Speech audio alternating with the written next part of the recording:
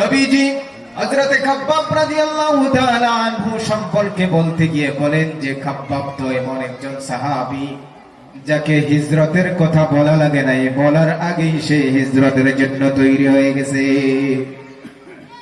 খাব্বাব এমন একজন সাহাবী যাকে হিজরতের কথা বলা লাগে নাই, বলার আগেই হিজরতের জন্য তৈরি। হিজরত কিভাবে করেছিল?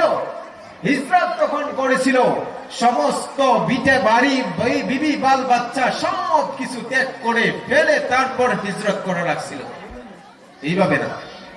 শুধু তাই নয়, নবীজি বলেন খাব্বাবকে এমন কষ্ট ঈমান আনার জন্য তার মনিব দিয়েছিলেন। হযরত ওমর রাদিয়াল্লাহু তাআলা আনহুর সাথে যখন হযরত খাব্বাব রাদিয়াল্লাহু তাআলা আনহুর কথোপকথন চলতেছে, আলাপ আলোচনা চলতেছে, ইসলামের জন্য কে কি করেছে, দুইজনের মধ্যে যখন কথা আলোচনা চলতেছে, তখন খাব্বাব রাদিয়াল্লাহু তাআলা আনহু তিনার কোমরটা উঠিয়ে হযরত ওমর রাদিয়াল্লাহু তাআলা আনহুকে দেখিয়ে দিলেন, দেখো ওমর, ইসলামের জন্য দেখো আমার কি অবস্থা হয়েছে ঈমান আনার কারণে। ওমর রাদিয়াল্লাহু তাআলা আনহু কোমর দেখলেন, দেখার পরে ওমর রাদিয়াল্লাহু তাআলা আনহু বলতেছেন, আহা কি অবস্থা, এই খাব্বাব, এটা কি কোনো মানুষের কোমর হতে পারে নাকি? তোমার কোমরের মধ্যে তো কোনো ধরনের চর্বি নাই, কোনো গোশত নাই, কোনো মাংস নাই, কি হয়েছিল একটু খুলে বলো।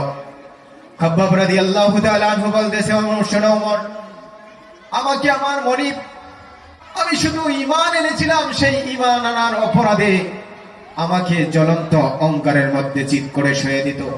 শুধু চিৎ করে শুয়ে দিত না, শোনো ওমর, এরকম ভাবে জ্বলন্ত অঙ্গারের মধ্যে আমাকে শুয়ে রাখতো যতক্ষণ না পর্যন্ত এই আগুন জ্বলে জ্বলে আমার কোমরের চর্বি গোশত গোলা জ্বলে জ্বলে গলে গলে গিয়ে ওই অঙ্গারের আগুন নেবে না যেত, ততক্ষণ পর্যন্ত আমার উপর শাস্তি চলতে থাকতো।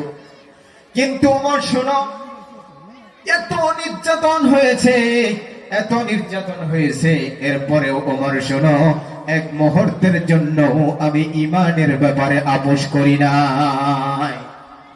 ঈমানের জন্য, ঈমানের ব্যাপারে এক মুহূর্তের জন্য, এক সেকেন্ডের জন্য আপোষ করি নাই। আমরা হইলে কি বলতাম, মারিস না রে ভাই, মারিস না, কি নিবে নে, মোবাইল নিবি না, টাকা নিবি নে, তবু মারিস না। এই হলো আমাদের ঈমান। একটু ডরে, একটু ভয়ে ঈমান ত্যাগ করি, অথচ আল্লাহ বলেছেন যারা ঈমান এনেছে এবং তার উপরে ইস্তেকামত রয়েছে তাদের কোনো ডর নাই। ইন্নাল্লাযীনা ক্বালু রাব্বুনাল্লাহু থুম্মা ইসতাকামু তাতানাজ্জালু আলাইহিমুল মালায়েকা আল্লা তাখাফু ওয়া লা তাহজানু ওয়া আবশিরু বিল জান্নাতিল্লাতী কুনতুম তুআদুন।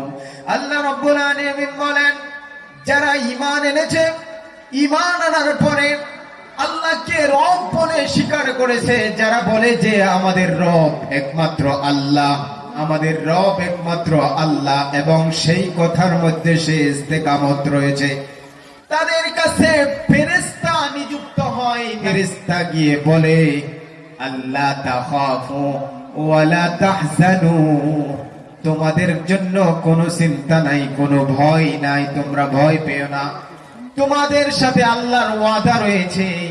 আল্লাহ যে জান্নাতের ওয়াদা করেছেন, তোমাদেরকে সুসংবাদ দিয়েছেন, তার জন্য তোমরা আনন্দ ভোগ করতে থাকো, তোমরা ভয় করো না। এই জন্যই ঈমানওয়ালারা কখনো ভয় করতে পারে না, নিজের জান দিয়ে দিবে, নিজের জান দিয়ে দিবে, এরপরেও কোনোদিনও বাতিলের সামনে মাথা নত করতে পারে না। বাতিলের সামনে কখনো ঈমানওয়ালা মাথা নত করে না। আজ আমাদের ঈমান কত হালতে, ঈমান থেকে আমরা দূরে সরে যাইতেছি, নিজেও টের পাই না। সাধারণ নির্বাচন আসলে এক কাপ লাল চায়ের কারণে আপনার আমার ঈমান বিক্রি হয়ে যাইতেছে। এখানে গিয়ে বলতেছি, ভাই তোরে ভোট দেব, তুই আমার অমুক ভাই, তোকে যদি ভোট না দেই আল্লাহ আমাকে মাফ করবে না। ওই ভাইয়ের কাছে গিয়েও বলতেছি, ভাই তুমি তো আমার রক্তের সম্পর্কের ভাই, তোমাকে ভোট না দিলে কিভাবে আমার রক্তে তো মাফ করবে না। দুইখানে গিয়ে আপনি মজার মজার কথা বললেন, আর দুইখানেই টাকা নিলেন 500, হাজার নাহলে একটু লাল চা খাইলেন। ইমান বিক্রি করতেছেন, ব্যবসার মধ্যে ভেজাল করতেছেন, ওজনায় কম দিতেছেন, আর কত ধরনের কত লাইনের তো আছেই। নিজে নিজের একটু চিন্তা করে দেখেন যে আমাদের ইমানের হালত কি।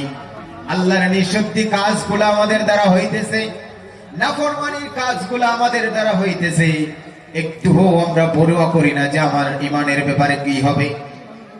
আগেকার জামানার মহিলারা পর্যন্ত নিজের জান দিয়ে দিয়েছেন, নিজের সন্তানের জান দিয়ে দিয়েছেন, নিজেকে কুরবান করে দিয়েছেন, ফাঁসির কাষ্টে ঝুলেছেন।